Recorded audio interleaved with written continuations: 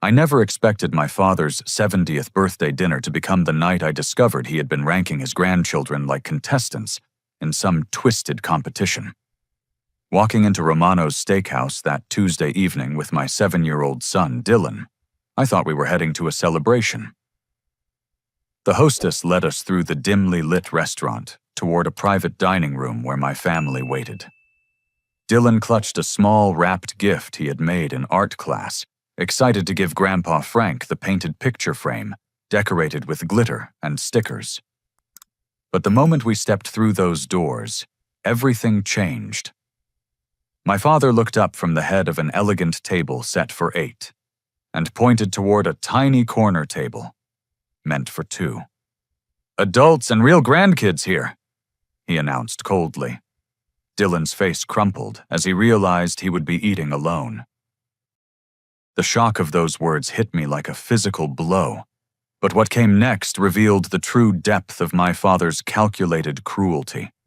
When I demanded an explanation for this heartless seating arrangement, Frank produced a laminated chart from his leather briefcase with the satisfaction of a corporate executive presenting quarterly earnings. The professional-looking document listed all 6 of his grandchildren in ranked order, complete with numerical scores and detailed justifications for their placement based on what he called objective performance metrics.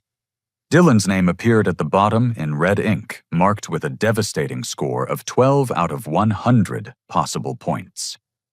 The clinical precision of this assessment made my stomach turn, as I realized Frank had been systematically evaluating and categorizing his grandchildren for months without anyone's knowledge or consent. This ranking system reflects careful analysis and accountability. Frank explained adjusting his reading glasses as he traced his finger down the color-coded categories with obvious pride. Brandon earned 93 points through his tennis tournament victories and consistent honor roll achievements. Sarah and Emma scored 87 and 85, respectively, for their early acceptance into Harvard preparatory programs and leadership positions in student government.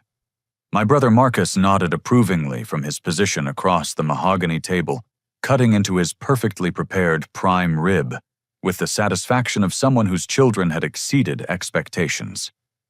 His wife, Jessica, dabbed her lips with an embroidered cloth napkin, before adding her own commentary about the educational value of Frank's systematic approach. This methodology makes perfect sense from a developmental psychology perspective. She declared with the authority of someone who had read parenting books but never questioned whether love should be conditional. Competition naturally breeds excellence and motivation. Our children understand they must earn privileges through consistent performance and dedicated effort rather than expecting rewards simply for existing. The waitstaff moved efficiently around our tables, creating a stark visual contrast that perfectly illustrated Frank's deliberate discrimination. Dylan received a basic hamburger, served on a disposable paper plate with plastic utensils, while his cousins enjoyed elaborate lobster tails and aged steaks, presented on fine china with proper silverware. Every detail had been orchestrated to demonstrate the hierarchy Frank had established among his grandchildren. The scoring system incorporates multiple evaluation criteria to ensure comprehensive assessment. Frank continued warming to his favorite subject with the enthusiasm of someone who believed his analytical approach represented innovative grandparenting. Academic performance accounts for 40% of the total score, reflecting the fundamental importance of educational achievement. Athletic accomplishments represent 30%, demonstrating physical development and competitive spirit. Social development and leadership qualities comprise 20%, while the final 10% evaluates overall potential for future success in adult endeavors. Dylan's scores painted a devastating picture, according to Frank's rigid metrics. His ongoing struggles with reading comprehension had earned him failing grades in the academic category, despite his teacher's assurances that he was making steady progress appropriate for his age and learning style. His natural preference for creative activities over competitive sports resulted in 0 athletic points, completely disregarding his genuine talents and interests. Frank had somehow quantified Dylan's quiet, thoughtful nature as social deficiency worth minimal credit on his arbitrary scale. But the revelation that truly shocked me came when Frank announced this dinner represented merely the opening phase of his comprehensive motivational program, designed to help Dylan improve his family, standing through structured challenges and measurable objectives. Dylan will receive opportunities to enhance his ranking through a series of carefully planned activities over the coming months. Frank declared pulling out a thick folder containing detailed schedules, benchmarks, and evaluation criteria. Successful completion of these developmental tasks will earn him graduated privileges, including eventual consideration for seating arrangements at the family table, alongside his more accomplished cousins. The folder contained charts tracking reading speed improvements, athletic skill assessments, and social interaction goals that would determine Dylan's treatment at future family gatherings. Frank had developed an entire curriculum focused on transforming my 7-year-old son into someone worthy of his grandfather's approval and affection. The other grandchildren listened to these explanations with varying degrees of understanding, but their reactions revealed how effectively Frank had already poisoned their relationships with Dylan. Brandon smirked with the superiority of someone who enjoyed his position at the top of an artificial hierarchy, while the twins whispered and giggled as they glanced toward Dylan's isolated corner. Even 9-year-old Tommy seemed to understand that his cousin occupied the lowest position in some important family ranking that determined how adults treated different children. This systematic approach eliminates favoritism and emotional bias.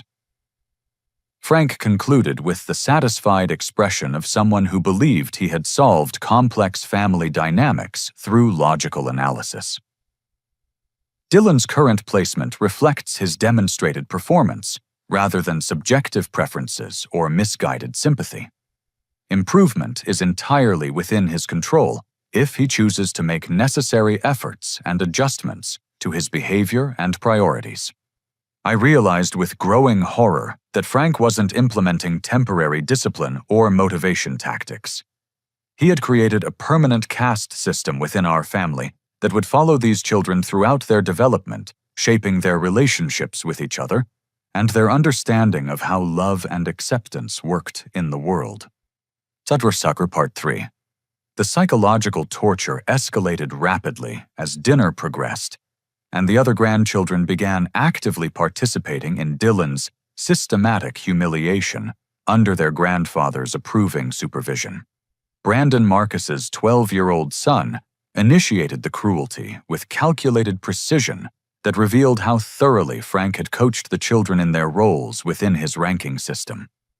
"Look at the family reject sitting all by himself over there," Brandon announced loudly enough for nearby tables to hear, pointing dramatically at Dylan's isolated corner, while triggering waves of laughter from his younger cousins.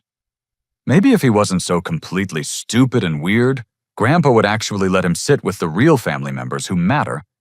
Instead of correcting this appalling behavior, Frank actually nodded with satisfaction, viewing the cruel commentary as evidence that his system was effectively teaching important life lessons about performance and consequences. His response revealed the depths of his psychological manipulation and complete disconnection from normal human empathy.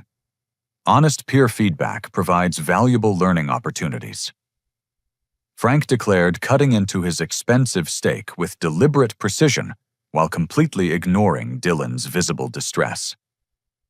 Protecting children from realistic assessments of their behavior and capabilities does them no favors in preparing for adult challenges and professional environments where mediocrity receives appropriate consequences. The twins, Sarah and Emma, joined the systematic bullying by making exaggerated sad faces and fake crying sounds whenever they glanced toward Dylan's table, mockingly imitating his emotional responses, while their parents watched with amused tolerance. Even 9-year-old Tommy participated by making faces and hand gestures designed to maximize Dylan's humiliation and isolation. When Dylan attempted to ignore the relentless taunting by focusing on his simple meal, Brandon escalated the harassment by throwing dinner rolls across the space between tables.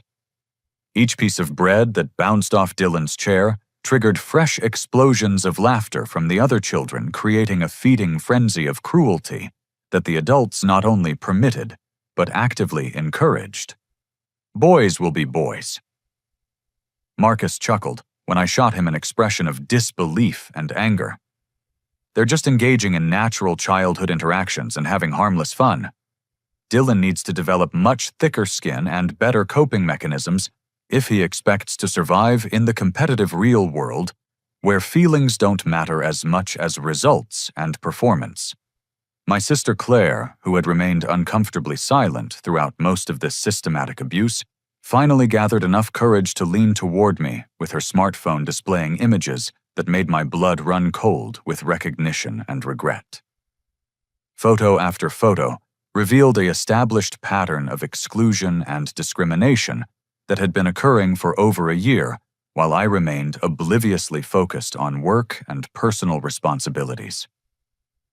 This definitely isn't the first time Frank has implemented this system, Claire whispered urgently, scrolling through dozens of family gathering images that told a devastating story of systematic psychological abuse. He's been building toward this dinner for months, gradually increasing Dylan's isolation, while conditioning everyone else to view it as normal and justified. Christmas morning photographs showed Dylan opening his meager presents alone in a corner, while the other grandchildren formed joyful clusters around Frank's elaborate tree, sharing expensive gifts and creating memories from which Dylan was deliberately excluded.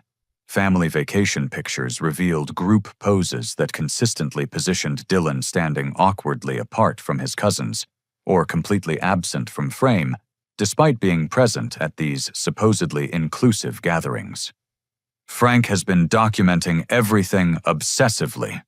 Claire continued nodding toward Frank's leather portfolio that bulged with organized evidence of Dylan's perceived failures and behavioral inadequacies. Dad maintains detailed records of what he calls Dylan's incidents and developmental shortcomings. He's been systematically building a comprehensive case against your son for over 12 months. The restaurant manager approached our private dining room twice during this escalating nightmare, clearly concerned about the disturbance our family was creating and the obvious distress of a young child. Dylan's quiet sobbing had intensified to visible shaking, and other diners were beginning to stare through the glass doors at our supposedly celebratory gathering. Frank dismissed these professional interventions with practiced authority, presenting himself as a concerned grandfather, implementing necessary disciplinary measures for a challenging child who required structured consequences to develop appropriate behavior patterns. Children must learn that poor choices and insufficient effort produce natural consequences, he explained to the worried manager with the confident tone of someone accustomed to having his authority respected. This young man is experiencing the logical result of his own decisions and performance deficits. Sometimes temporary discomfort proves necessary for genuine growth and character development. The most devastating revelation came when Frank opened his leather portfolio and displayed page after page of handwritten documentation chronicling Dylan's perceived failures with the thoroughness of a clinical researcher studying human behavior. He had recorded every instance of Dylan's struggle with reading aloud during class, documented each missed goal in recreational soccer games, and somehow obtained copies of every school assignment that had received less than perfect grades. Maintaining comprehensive records allows for objective evaluation and progress tracking. Frank explained with the detached professionalism of someone completely disconnected from emotional reality. Subjective responses and parental bias cloud accurate judgment, but systematic data collection provides clarity about specific areas requiring targeted intervention and improvement strategies. Frank displayed charts showing Dylan's reading speed compared to grade-level averages graphs, tracking his soccer performance against league statistics, and behavioral assessments based on teacher comments and peer interactions. Every aspect of my son's development had been analyzed, categorized, and found inadequate according to Frank's impossible standards. The final devastating blow landed when Frank announced his intention to restructure his entire estate, planning and inheritance distributions based on these grandchild rankings, ensuring that his systematic discrimination would extend far into the future and affect these children's opportunities throughout their adult lives. Financial resources should support family members who demonstrate genuine commitment to excellence and family values, Frank declared, while completely oblivious to Dylan's devastated expression and the psychological damage he was inflicting. College funds, property inheritance, and monetary distributions will reflect each grandchild's proven value to our family legacy and their likelihood of using these resources responsibly and productively. I finally understood that Frank wasn't just humiliating Dylan for a single evening of cruel entertainment. He was implementing a comprehensive system designed to systematically destroy my son's developing sense of self-worth, while conditioning his cousins to view Dylan as inferior and undeserving of basic family loyalty, love, or support. Part 4. Dylan's fragile emotional state reached a devastating breaking point when his trembling hands, shaking from prolonged stress and humiliation, accidentally knocked over his water glass and sent liquid cascading across the small table surface and onto the restaurant's expensive carpeted flooring.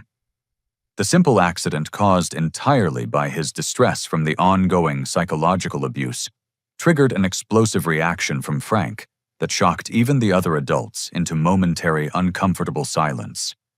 This incident perfectly exemplifies exactly what I mean about Dylan's fundamental lack of self-control and situational awareness.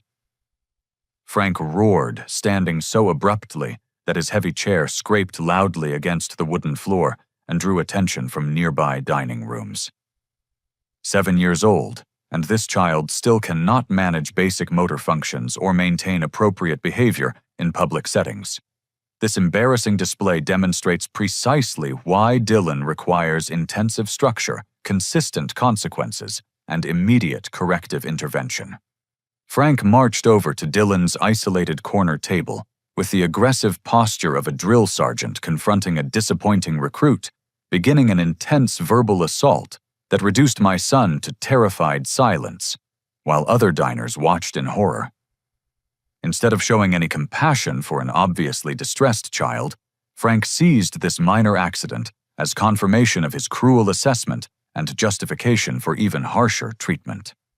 Proper cleanup technique involves systematic coverage of the affected area using appropriate materials and efficient methods.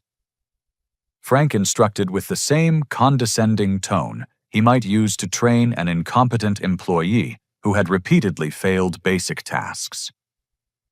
Random dabbing accomplishes nothing except wasting resources and prolonging the cleanup process while creating additional work for restaurant staff who shouldn't have to deal with preventable messes. I watched in growing fury as my 7-year-old son struggled with inadequate cocktail napkins, desperately trying to absorb the spilled water, while his grandfather provided running commentary on every movement and gesture.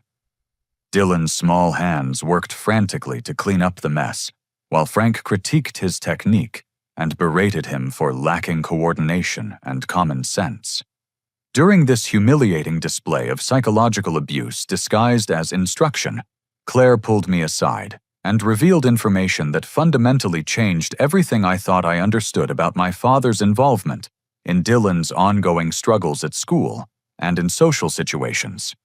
Frank has been secretly contacting Dylan's school for several months, presenting himself as a concerned grandparent while actually gathering ammunition for these cruel assessments. Claire whispered with urgent desperation, glancing nervously toward Frank to ensure he couldn't overhear our conversation. He's been meeting regularly with Mrs. Henderson and the school counselor, convincing them he was trying to help Dylan succeed, while really collecting evidence of every difficulty and challenge to justify this systematic mistreatment. The scope of Frank's manipulation extended far beyond anything I had imagined possible from someone I had trusted and respected throughout my entire life.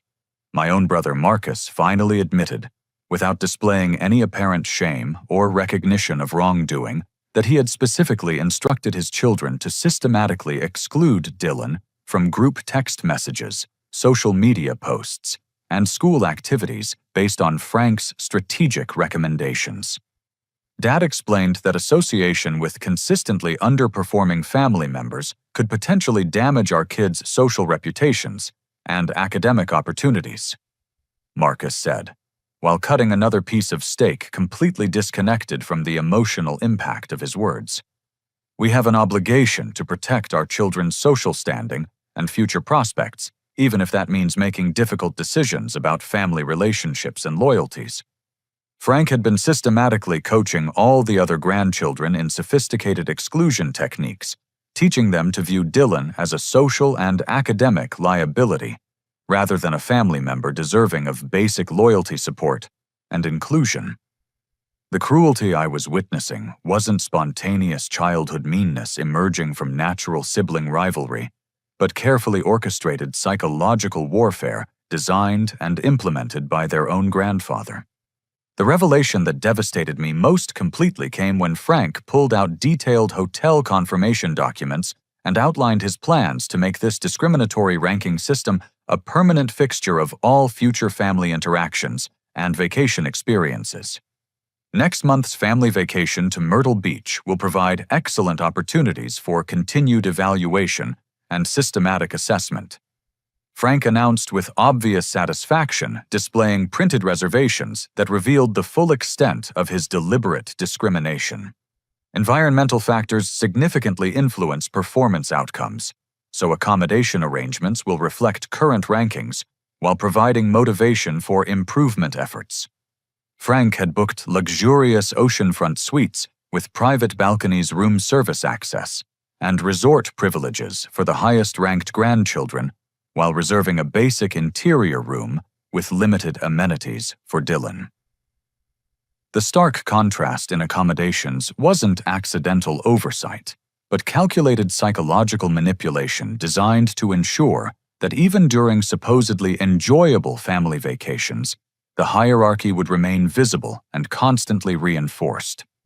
Superior environmental conditions naturally motivate achievement and excellence, while substandard accommodations encourage sincere improvement efforts, Frank explained with the detached reasoning of someone who had completely lost touch with basic human decency and parental responsibility. Children respond positively to clear incentives and consequences that demonstrate the real-world relationship between performance and rewards.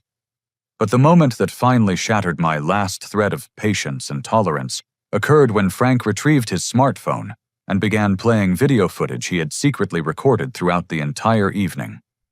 The clips showed Dylan's tears of confusion and pain, his desperate attempts to understand why his family was rejecting him, and his heartbreaking efforts to gain approval from relatives who had been systematically trained to withhold affection and acceptance. These video recordings will serve as valuable educational tools for future family development sessions. Frank announced with genuine satisfaction and pride in his technological documentation. Upcoming family gatherings will include structured review sessions, where Dylan can observe his behavioral patterns, recognize specific areas requiring modification, and develop concrete plans for meeting family expectations and standards. The realization that my father had been deliberately documenting and preserving my son's emotional pain for his own twisted entertainment and control filled me with a rage more intense than anything I had ever experienced in my adult life. Frank wasn't implementing misguided but well-intentioned discipline or motivation strategies. He was systematically destroying a vulnerable child's developing sense of self-worth, while creating permanent records of the psychological abuse for future manipulation and continued torment. Dr. Part 5. I made the crucial decision in that pivotal moment to completely stop fighting Frank's twisted system and instead focus entirely on protecting my son from further psychological damage. Without saying another word to the adults who had enabled and participated in this systematic abuse, I quietly stood up from my position at the main table and walked deliberately over to Dylan's isolated corner, where he sat alone and devastated. My son looked up at me with eyes red and swollen from crying, his small face reflecting confusion, pain, and desperate hope that someone might finally intervene on his behalf. In a voice barely above a whisper, he asked the question that will haunt me for the rest of my life, and fundamentally changed how I understood my responsibilities as his father. "Why doesn't Grandpa love me, Daddy?" The pure, innocent heartbreak contained in those 7 simple words crystallized everything I needed to understand about this nightmarish situation and my family's toxic dysfunction. Dylan wasn't failing Frank's elaborate system because he lacked inherent worth potential or capability. Frank's system had been deliberately designed to ensure Dylan's failure because it measured everything except the qualities that actually mattered in determining human value: kindness, creativity, empathy, resilience, and authentic character. I sat down beside my son in the uncomfortable chair at his tiny table and wrapped my arm around his thin shoulders, feeling him lean into me with desperate relief as he realized for the first time all evening that he wasn't completely alone in this room full of people who should have protected, loved, and supported him unconditionally. While maintaining a calm exterior that wouldn't escalate the already volatile situation, I began systematically documenting everything with my own smartphone, creating evidence that would prove crucial for the legal protections I was already planning to implement. I recorded Frank's continued cruel commentary about Dylan's failures and inadequacies, captured clear audio of the other children's systematic bullying and harassment, and filmed the stark visual contrast between Dylan's basic paper plate meal and the elaborate feast being enjoyed by his supposedly superior cousins. My phone buzzed insistently with incoming texts from Sarah Dylan's mother and my ex-wife, who had been desperately trying to reach me for the past hour. Her urgent messages revealed information that made Frank's behavior even more sinister and calculated than I had previously realized possible from someone I had once trusted and respected. "Call me immediately." Sarah's text read with obvious desperation and fear. "Your father has been contacting me directly about Dylan for months. The things he's been saying are completely inappropriate and frankly terrifying. This has gone far beyond normal grandparent concern into something much darker and more controlling. I stepped outside the private dining room into the restaurant's main corridor to call Sarah, who answered on the first ring with barely controlled fury and genuine fear in her voice. Her revelations about Frank's secret campaign against our co-parenting relationship exposed yet another layer of his systematic manipulation and abuse. "Garrett, your father, has been harassing me consistently for months, with increasingly aggressive demands and suggestions," Sarah said without any preliminary conversation, her voice shaking with anger and protective maternal instinct. "He's been pressuring me to put Dylan in specialized corrective therapy programs and suggesting that our son might have serious developmental disabilities that embarrass your family's reputation and social standing." Sarah had been deliberately shielding me from Frank's direct attacks on our parenting decisions and Dylan's well-being, hoping to avoid creating additional family conflict while protecting our son from the stress of knowing his grandfather viewed him as fundamentally defective and problematic. Frank called me just last week to suggest that Dylan's reading struggles indicate much broader cognitive problems that require professional intervention. Sarah continued, her protective anger building with each revelation. "Your father actually had the audacity to ask me whether I had considered voluntarily giving up custody because Dylan's developmental issues were becoming too much trouble for everyone involved and might benefit from institutional care." The shocking revelation that Frank had been working systematically behind both parents' backs to undermine Dylan's relationship with his mother while simultaneously attacking me, demonstrated the calculated nature of his psychological campaign. This wasn't about motivation improvement or family harmony. Frank was implementing a deliberate strategy to isolate Dylan from every source of support, validation, and unconditional love in his young life. When I returned to the private dining room, I began strategically engaging other family members in seemingly casual conversations that gradually revealed the comprehensive scope of Frank's manipulative behavior and the extent to which fear had silenced potential allies who might have protected Dylan if they had possessed the courage to resist Frank's financial and emotional control. My Uncle Robert quietly confessed that Frank had been systematically pressuring him to exclude Dylan from his own children's birthday parties and social gatherings, claiming that Dylan's presence made other children uncomfortable and created unnecessary social complications that reflected poorly on our family's reputation within the community. "I've been feeling absolutely terrible about participating in this exclusion," Robert admitted, while glancing nervously toward Frank to ensure our conversation remained private. "But your father made it seem like including Dylan would actually be doing him a disservice by setting him up for social failure and embarrassment." Frank convinced me that protecting Dylan from situations where he might struggle was actually an act of kindness. My cousin Amanda revealed that Frank had explicitly threatened to withdraw his substantial financial contribution to her college education when she attempted to defend Dylan during a family barbecue the previous summer. His retaliation against anyone who questioned his treatment of Dylan was swift, decisive, and financially devastating for young adults who depended on his support for their educational and professional opportunities. Frank told me that genuine family loyalty meant supporting excellence and achievement rather than enabling mediocrity through misplaced sympathy, Amanda whispered, with obvious guilt and regret. "I stopped standing up for Dylan because I simply couldn't afford to lose Frank's financial support for my education. I knew it was wrong, but I felt trapped between protecting Dylan and protecting my own future."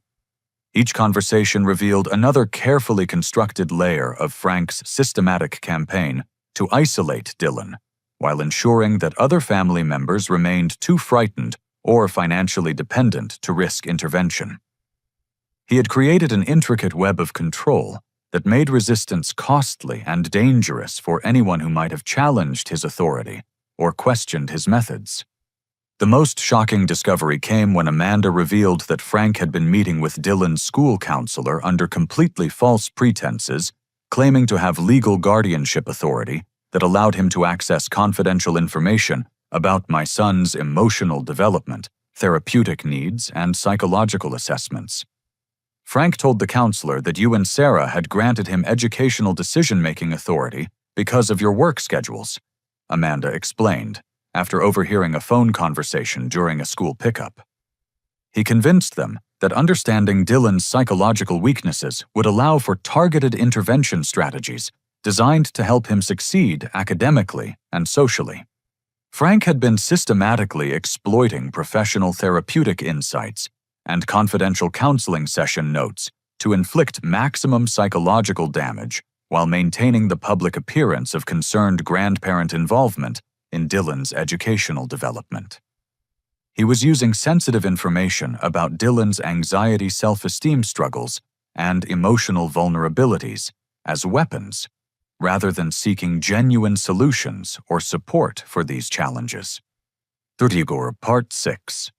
As our disastrous family dinner approached its calculated conclusion, Frank orchestrated one final demonstration of his power and control by ceremoniously announcing the total financial cost of our evening and his expectations for payment distribution among the family units present. This moment revealed yet another layer of his systematic discrimination and provided the perfect opportunity for me to make a decisive statement about our future relationship. This elaborate family celebration represents a substantial investment of exactly $280. Frank declared, with obvious pride, producing an itemized receipt that he had clearly prepared in advance with meticulous attention to detail. Each family unit will contribute proportionally according to their social standing within our family structure and the relative value they added to tonight's gathering and celebration. The detailed financial breakdown Frank presented revealed another carefully planned aspect of his discriminatory system, designed to punish Dylan's presence while rewarding the participation of grandchildren who met his arbitrary approval standards. He expected me to contribute $75, representing the largest single-family payment specifically, because Dylan's attendance had supposedly required special accommodations and created disruptions that diminished the dining experience for everyone else.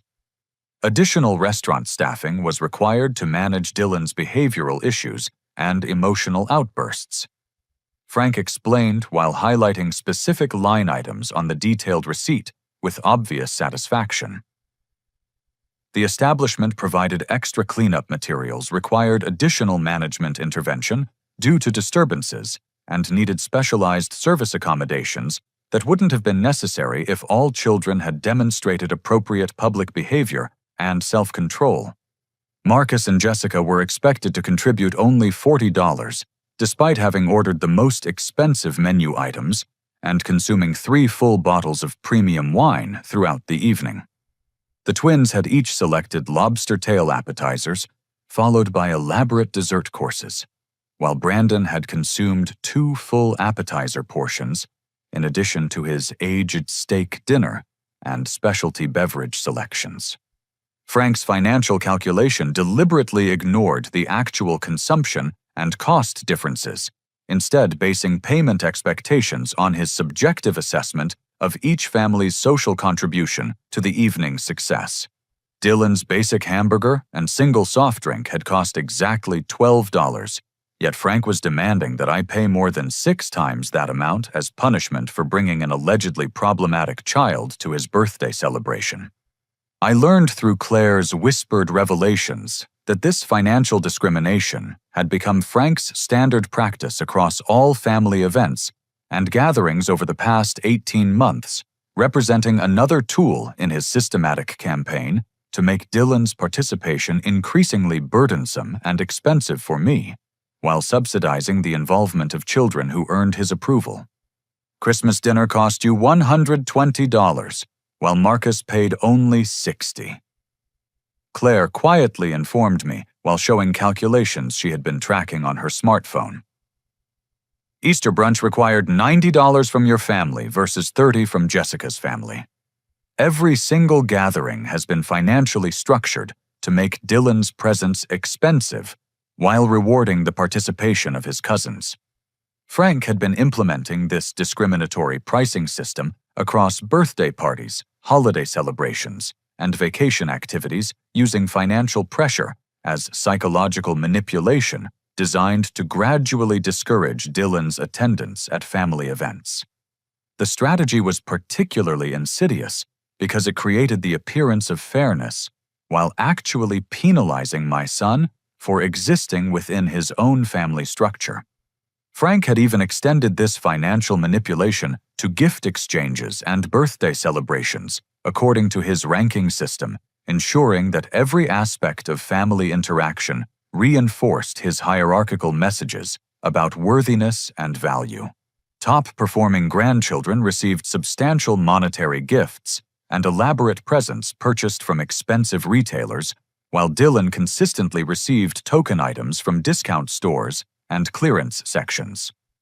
Dylan needs to understand that privileges and generous treatment must be earned through consistent effort and measurable improvement. Frank had explained to questioning family members when they noticed the obvious disparities in gift value and thoughtfulness.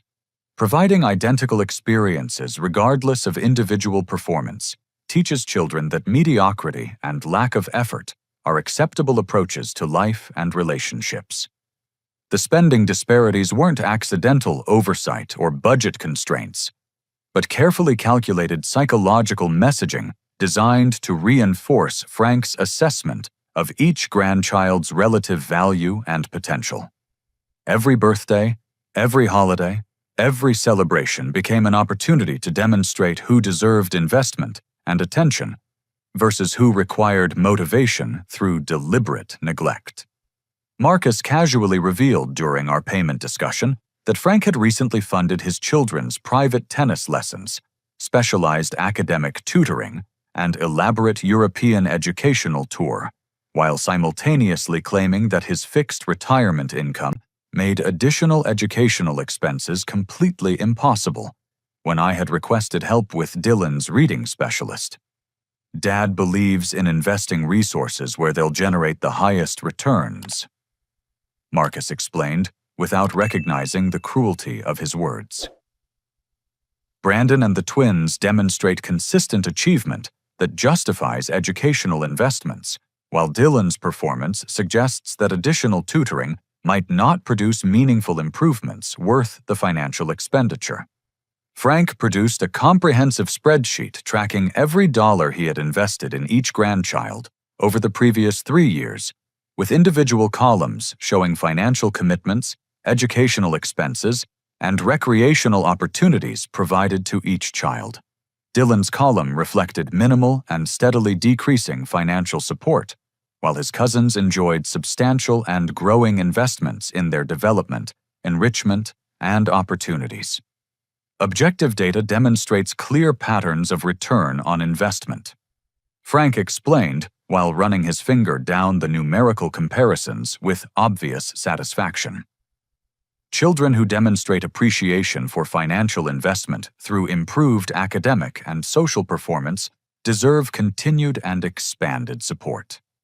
Those who fail to capitalize on provided opportunities receive proportionally reduced resources until they demonstrate genuine commitment to change and improvement. The spreadsheet revealed Frank's deliberate strategy of creating self-fulfilling prophecies by systematically denying Dylan access to the very opportunities, resources, and experiences that might have helped him succeed according to Frank's narrow metrics. My son was being constantly criticized for lacking achievements that Frank had made impossible for him to obtain through his discriminatory resource allocation. But the revelation that finally pushed me beyond my tolerance threshold came when Robert quietly informed me that Frank had been secretly contacting my workplace supervisor to express concerns about Dylan's behavioral issues, reflecting poorly on my parenting abilities, professional judgment, and overall fitness for career advancement within my company. Frank suggested to your boss that family problems might be negatively affecting your job performance and decision-making capabilities, Robert whispered, while pretending to examine the dessert menu. He was hoping that external pressure from your employer would force you to be more strict with Dylan or seek professional help for what he characterized as serious behavioral and developmental problems requiring immediate intervention. Frank's manipulation extended far beyond family dynamics into every aspect of our lives as he worked systematically to isolate Dylan, not just within our extended family, but throughout our entire social, educational, and professional community. His goal was creating enough external pressure and criticism that I would eventually abandon my son's emotional needs and authentic development in favor of Frank's demands for conformity achievement and artificial behavioral modifications. To Part 7. I reached into my wallet with deliberate calm and precision, counting out exact change while every person at both tables watched in confused silence, unable to comprehend that someone might actually resist Frank's financial manipulation and psychological control. $26 covered Dylan's basic hamburger, and my own completely untouched meal, perfectly representing every penny that Frank would ever receive from either of us for any purpose or occasion. I placed the carefully counted bills directly in the center of the main table, where Frank couldn't possibly miss them, ensuring that everyone present could witness my deliberate rejection of his discriminatory payment system and the psychological manipulation it represented. This amount represents every penny you'll ever receive from Dylan and me for any reason, I announced clearly and calmly, ensuring that every family member could hear and understand the finality of my decision.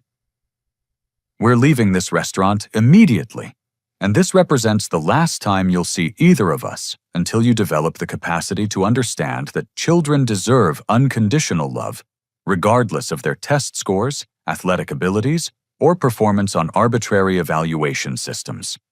Frank's expression transformed dramatically from confident control and satisfaction to genuine shock and growing panic as he realized that I was completely serious about walking away from his financial demands, emotional manipulation, and systematic psychological abuse.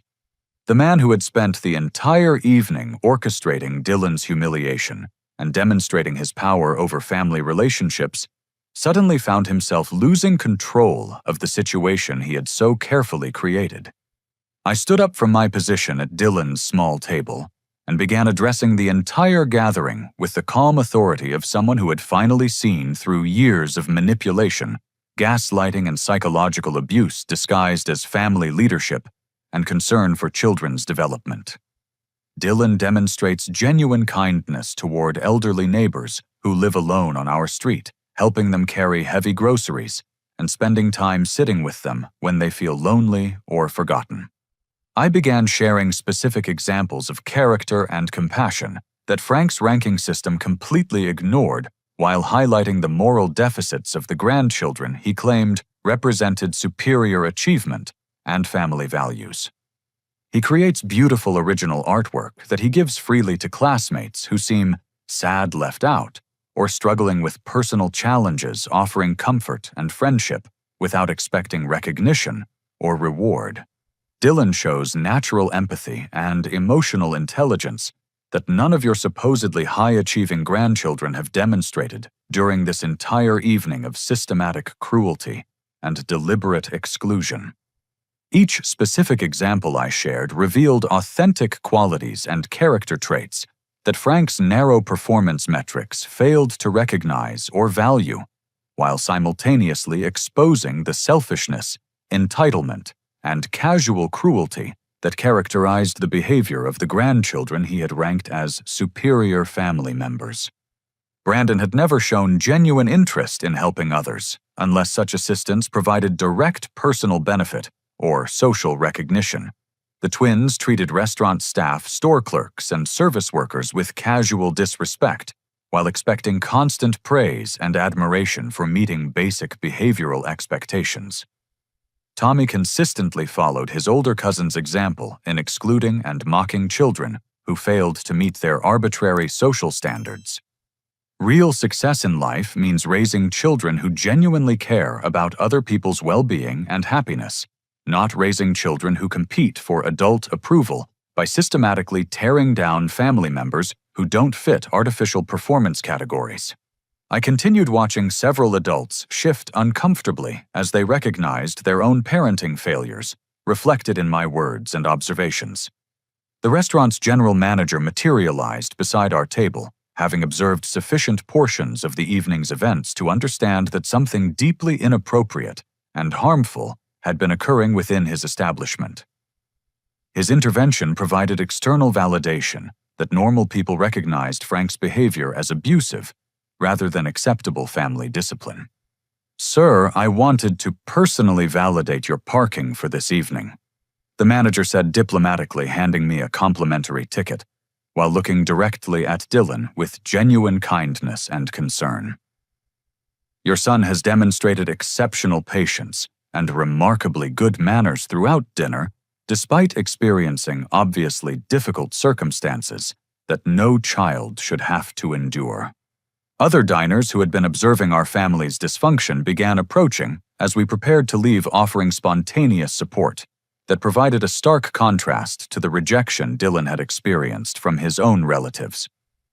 An elderly couple specifically complimented Dylan's polite behavior and respectful demeanor throughout the meal, while a mother dining with her own young children expressed clear disapproval of the treatment they had witnessed from nearby tables.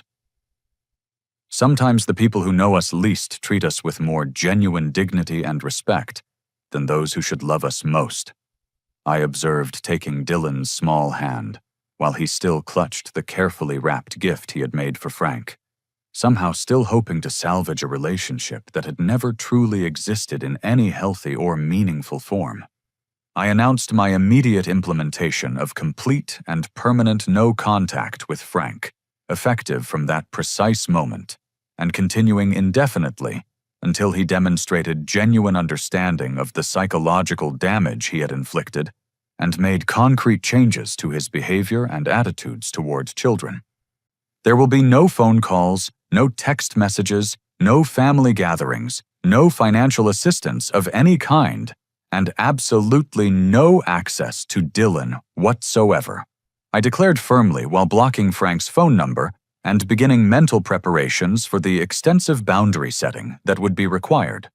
I'll be informing Dylan's school tomorrow morning to remove you from all authorized contact lists and ensure that you have no access to his educational records counseling sessions or any other aspect of his development.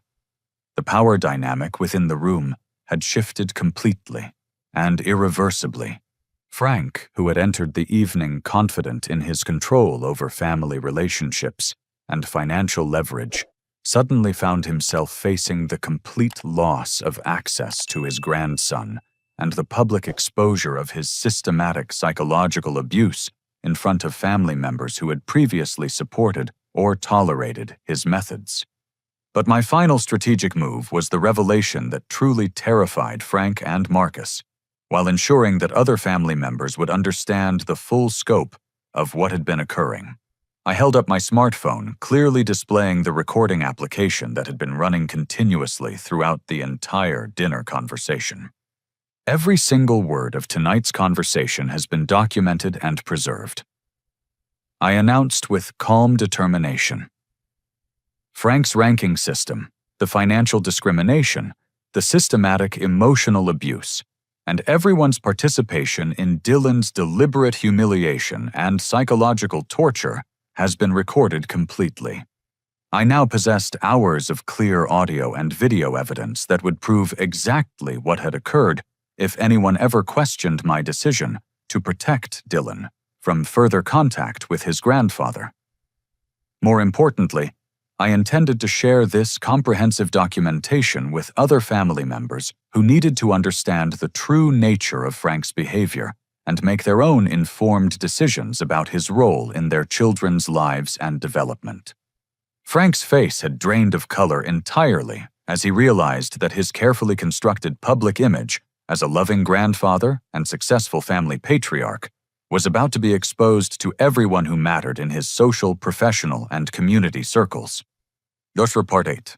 6 months have passed since that devastating confrontation at Romano's Steakhouse, and the transformation in our lives has exceeded every expectation I held for recovery and healing. Dylan has flourished in an environment completely free from Frank's constant criticism, arbitrary comparisons, and systematic psychological manipulation, finally able to develop his authentic interests and natural abilities without fear of judgment ranking or conditional approval from family members. His reading comprehension has improved dramatically beyond anything his teachers thought possible once we removed the pressure and anxiety that Frank's academic obsession had created through months of systematic undermining. Working with a patient, encouraging tutor who focuses on celebrating progress rather than demanding perfection, Dylan discovered his genuine love for adventure stories, science fiction novels, and fantasy series that capture his imagination and creativity. Dylan reads voraciously now with the enthusiasm of someone who has reclaimed joy in learning, often staying up past his bedtime with a flashlight hidden under his covers, because he cannot resist continuing compelling stories that transport him to magical worlds where kindness and courage triumph over cruelty and injustice.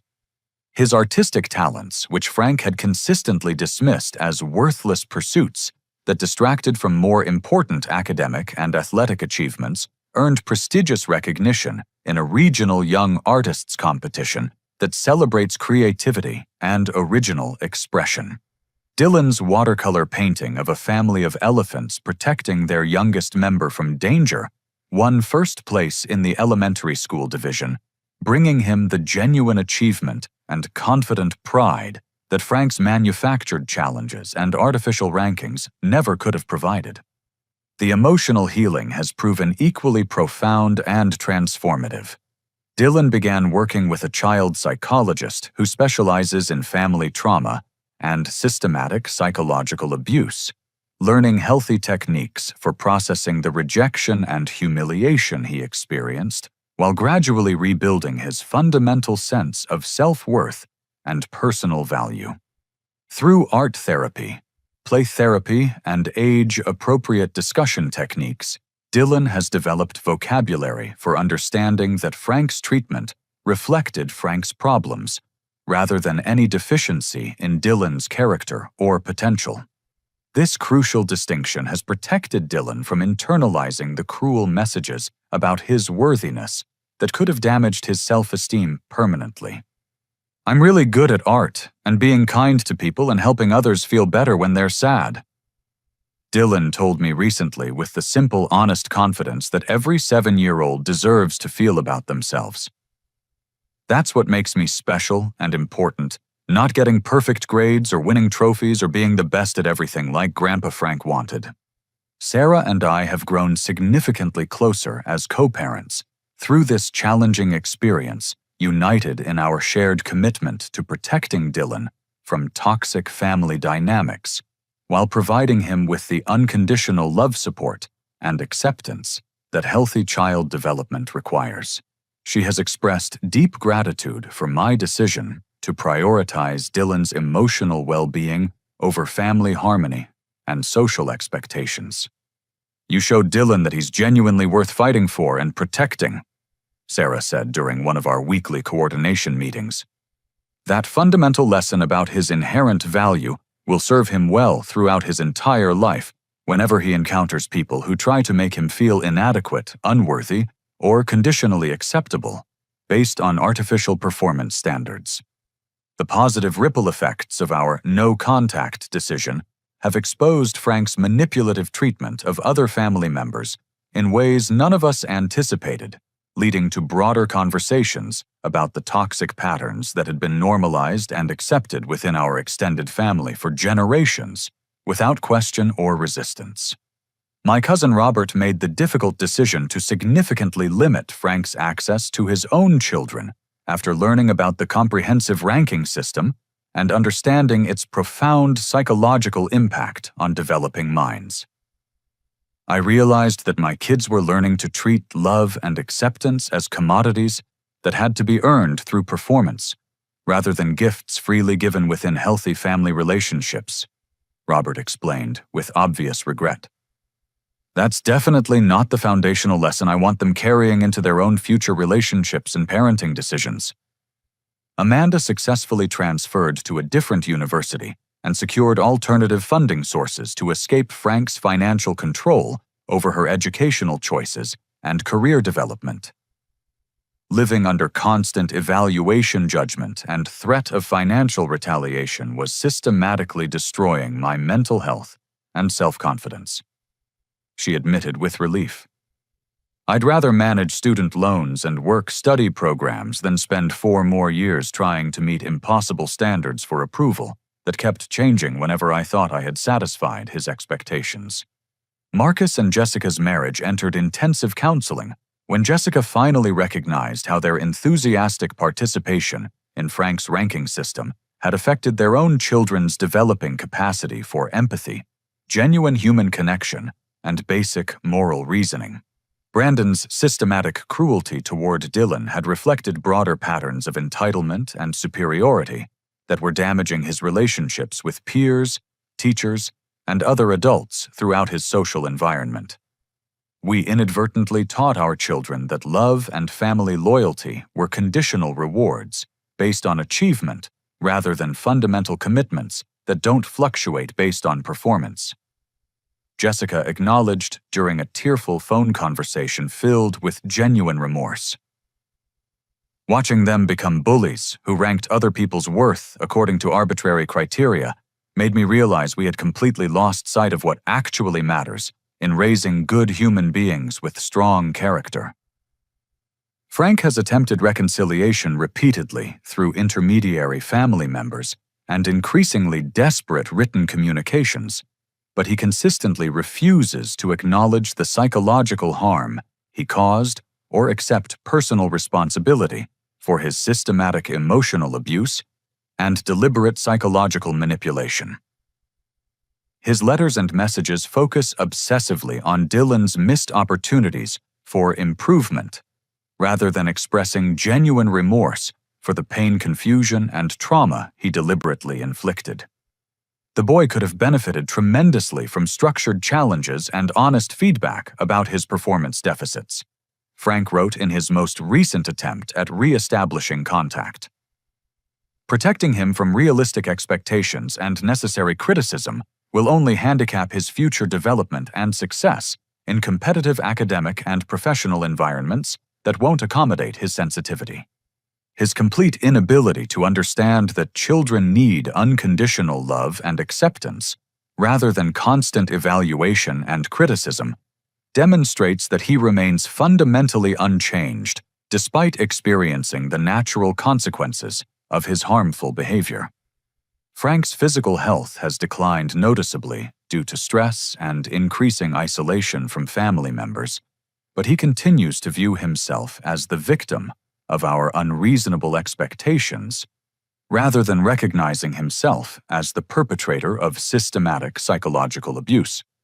Dylan occasionally asks about his grandfather with the natural curiosity of a child who remembers fragments of their relationship but lacks complete understanding of why contact ended so abruptly. I explain honestly and age-appropriately that some people struggle with showing love in healthy ways, and that protecting himself from harmful relationships represents an important life skill that will serve him throughout his development. Grandpa Frank had trouble seeing how special and wonderful you are because he was focused on the wrong things. I tell Dylan when these conversations arise naturally. He was so concerned with grades and competitions that he missed your kind heart, creative spirit, and all the qualities that make you uniquely valuable as a person. Dylan accepts this explanation with the remarkable resilience that children demonstrate when they feel truly supported, valued, and protected by adults who prioritize their well-being over social expectations or family obligations. He understands intuitively that my decision to limit contact with Frank emerged from love rather than anger, and he trusts completely that I will always prioritize his emotional safety and authentic development over external pressures to maintain problematic relationships. Our smaller family unit has grown stronger, healthier, and more connected without Frank's poisonous influence contaminating our interactions and undermining Dylan's developing sense of identity and self-worth. We spend time together now based on genuine enjoyment of each other's company, rather than obligation, performance evaluation, or the need to prove worthiness for love and acceptance. Dylan recently received a school award for kindness and community service recognition that reflects his natural empathy and sincere desire to help others, rather than any attempt to meet external standards or earn adult approval through artificial achievements. Watching him accept that honor with quiet pride filled me with genuine satisfaction that had everything to do with witnessing the beautiful person he's becoming when allowed to grow authentically, and nothing to do with competition ranking or comparison with other children. I have learned that protecting children from toxic family dynamics requires tremendous courage, commitment, and willingness to sacrifice relationships that seem important but actually cause more harm than benefit. Breaking generational patterns of conditional love and emotional manipulation means accepting that some relationships cannot be salvaged without compromising our children's fundamental well-being and future emotional health. True family love means creating safe space for children to develop their authentic selves, explore their genuine interests, and build confidence through real accomplishments, rather than forcing them to conform to arbitrary standards of achievement or behavior that serve adult needs for control rather than children's needs for acceptance and support.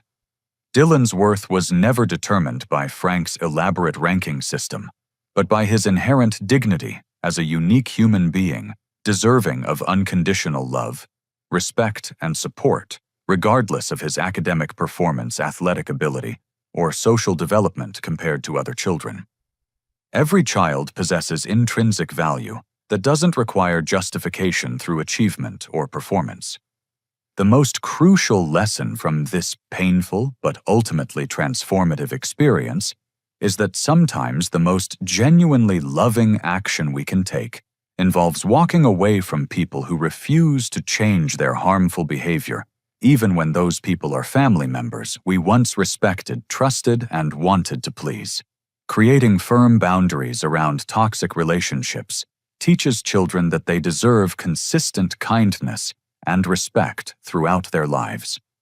Dylan continues thriving in ways that Frank's system never could have fostered, developing authentic confidence through genuine achievement while maintaining the compassion, creativity, and emotional intelligence that make him uniquely himself.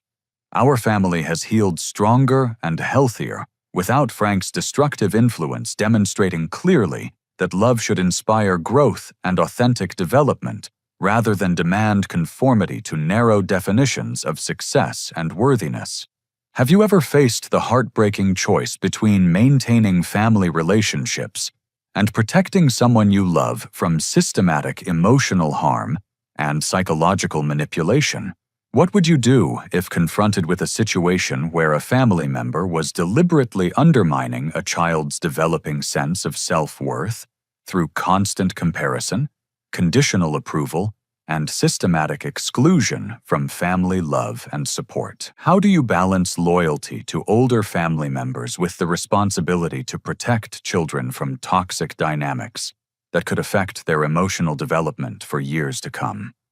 I would genuinely love to hear your thoughts, experiences, and perspectives in the comments below. And if this story resonated with your own family experiences, or helped you recognize similar patterns in your relationships, please give it a like.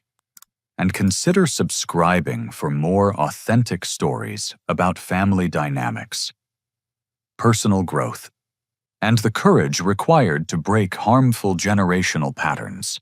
Sharing this video might help other parents recognize warning signs of systematic emotional abuse and find the strength to prioritize their children's well-being over family expectations and social pressure to maintain relationships that cause more damage than healing.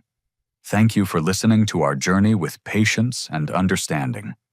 And I sincerely hope that Dylan's story serves as a powerful reminder that every child deserves to feel valued, accepted, and loved for exactly who they are, rather than who others believe they should become to meet arbitrary standards of achievement and performance.